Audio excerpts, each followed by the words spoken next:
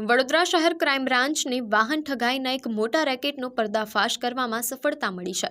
ભાડેથી વાહનો મેળવી તેનું ભાડું ન ચૂકવી અને અંતે વાહનો પણ પરત ન કરી માલિકોને લાખોનું ચૂનું લગાવનાર આરોપીને પોલીસે દબોચી લીધો છે।